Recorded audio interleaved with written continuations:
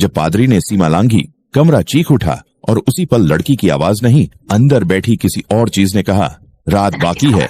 कमरे में फैला सन्नाटा अब बोझ बन चुका था। हवा इतनी ठंडी थी कि दीवारों से टकराकर लौटती सांसें भी कांप रही थीं। लड़की बिस्तर पर बैठी थी, सीधी, स्थिर, जैसे किसी आदेश का इंतजार कर रही हो।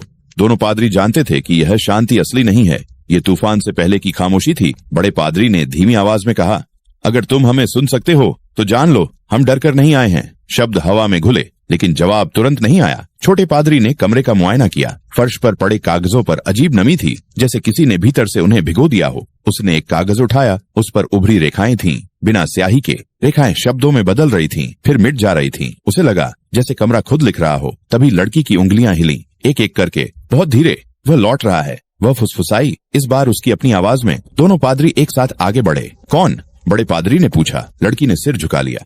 जो यहाँ पहले था। कमरे के कोने में अंधेरा गाढ़ा हो गया। वह अंधेरा नहीं, किसी की मौजूदगी थी, बिना आकार, बिना चेहरा, पर साफ एहसास। मोमबत्ती की लौ फिर सीधी खड़ी हो गई। समय जैसे थम गया। तुमने दरवाजा खोला, भारी आवाज गूंजी। हमने बंद किया। बड़े पादरी ने जवाब दिया। हंसी गूंजी, धीमी, खुरदरी।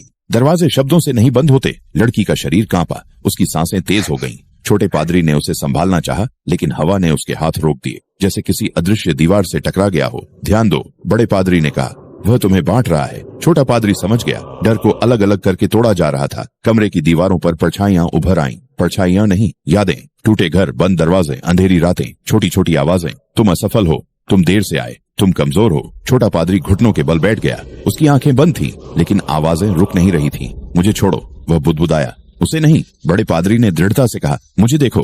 भारी आवाज ठिठकी। तुम? हाँ, बड़े पादरी ने कहा। मुझे। कमरा जैसे सांस रोककर सुनने लगा। लड़की का सिर ऊपर उठा। उसकी आंखों में पहली बार डर साफ दिखा। डर उस आवाज का जो भीतर से बोल रही थी। तुम उसे चोट पहुंचा रहे हो, बड़े पादरी ने कहा। वह मेरी नहीं, आवाज बोली। वह इंसान है, जवाब आया। और इंसान को बांधा नहीं जाता। एक पल के लिए अंधेरा पीछे हटा। छोटा पादरी गहरी सांस लेने लगा। उसने आंखें खोली। कमरे की हवा थोड़ी हल्की हुई, लेकिन यह राहत फिर टूटी। फर्श पर एक गहरी रेखा उभर आई, सीधी, तेज, जैसे किसी ने भीतर से खींची हो। रेखा आगे बढ़ी, बिस्तर तक पहुंची और रुक गई। सीमा, आवाज बोली। यहीं तक। लड़की की हथेली उस रेखा के ऊपर कांपी। अगर मैं पार करूं?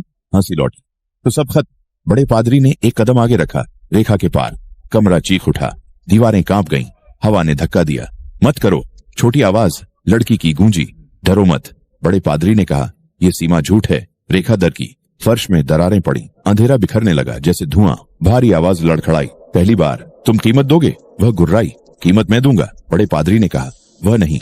लड़की की आंखों से आंसू बह निकले। इस बार कोई मुस्कान नहीं थी। वह रोई। सच में। छोटे पादरी ने उसका हाथ पकड़ा। इस बार हवा ने रोका नहीं। कमरे में एक तेज ठंडक दौड़ी, फिर अचानक गर्मी। मोमबत्तियां एक साथ जल उठीं। अंधेरा सिकुड़ता गया। अभी नहीं। आवाज फिर उभरी, कमजोर, टूटती हुई। अभी। बड़े पादरी ने कहा। एक झटका, जैसे किसी ने कमरे को झकझोर दिया हो। परछाइयां दीवारों से उतर गईं। फर्श की रेखा मिट गई। घड़ी फिर सामान्य चलने लगी। लड़की बिस्तर पर गिर पड़ी। उसकी सांसें अनियमित थीं, पर चेहरा शांत। छोटे पादरी ने उसकी नब्ज देखी, चल रही थी। कमरा शांत हो गया। बहुत देर तक कोई नहीं बोला।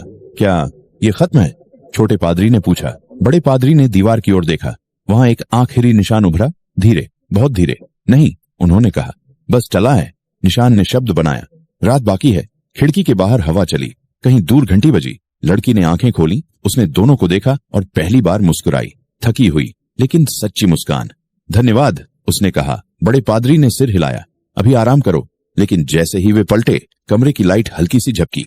एक सेकंड के लिए, और उस एक सेकंड में किसी ने फुसफुसाया, हम फिर मिलेंगे। कमरा शांत था, पर रात अब भी जिंदा थी। अभी कहानी खत्म नहीं हुई। अभी बाकी है। आगे की कहानी सुनने के लिए हमारे चैनल को सब्सक्राइब कर लो।